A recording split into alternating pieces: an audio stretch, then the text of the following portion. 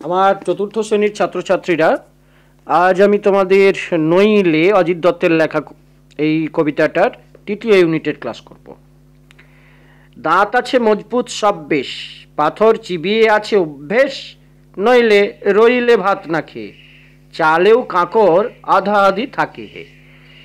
এই কবিতায় অজিত দত্ত ভারতবর্ষের যে বিভিন্ন রকম অবস্থা, ভেজাল কারবারিদের কথা এখানে উল্লেখ করা হয়েছে, যে ভেজাল কারবারিরা কী করে, চালে কাঁকর মিশিয়ে দেয়।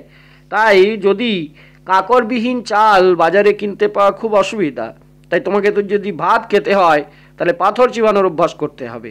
কারণ শেষের লাইনে কবি বলছেন, চালেও কাঁকরে আধা আধি থাকে হে।